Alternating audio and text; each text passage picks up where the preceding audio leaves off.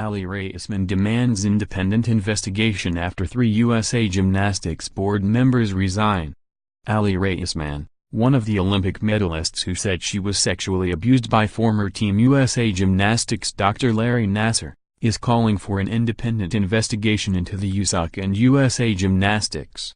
Raisman tweeted a lengthy statement Monday night in reaction to 3 members of the USA Gymnastics Board of Directors resigning and the USOC's response. Raisman called out the organization, saying the resignations are too little, too late and don't fix the heart of the problem. Athletes have been abused and there are no checks and balances to keep such behavior from happening again. And, she writes, USAG isn't the only organization that failed. For the past week, survivors came forward to courageously face a perpetrator of evil and to share their painful stories, Raisman wrote.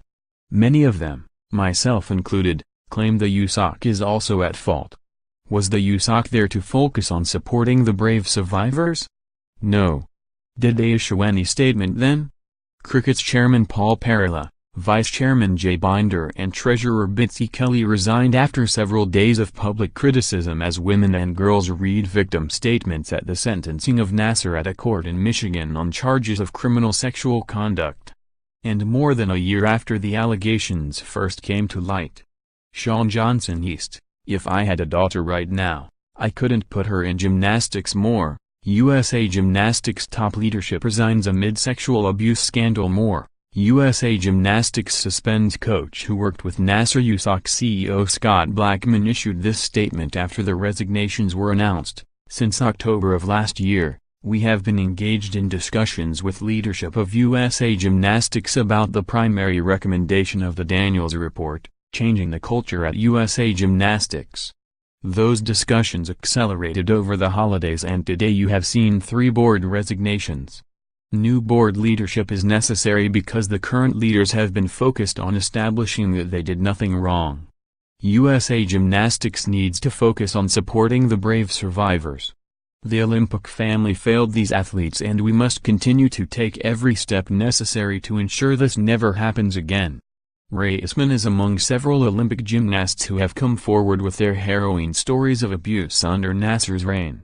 Simone Biles, Michaela Maroney and Gabby Douglas also are among the more than 140 girls and women who have said Nassar sexually abused them. Many believe the USOC and Michigan State, where Nassar also worked, share the blame and responsibility in allowing his behavior over decades. Carrie Perry, who on December 1 stepped in as the president and CEO of USA Gymnastics, said in a statement, "We support their decisions to resign at this time.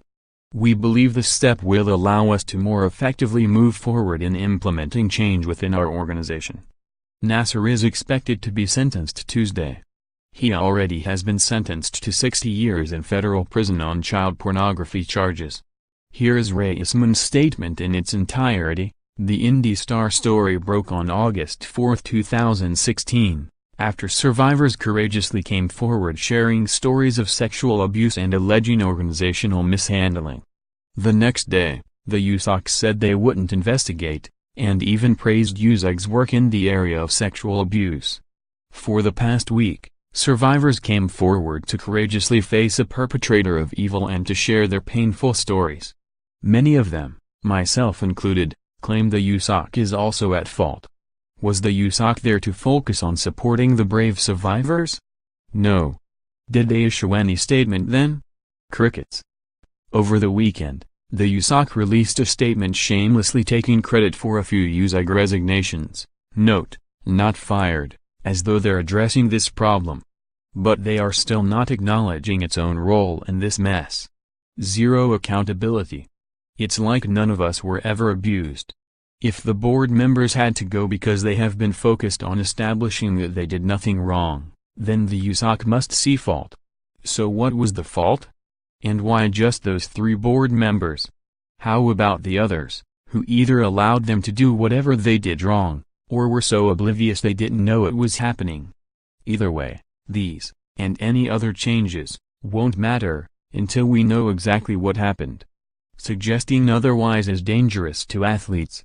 Independent investigation.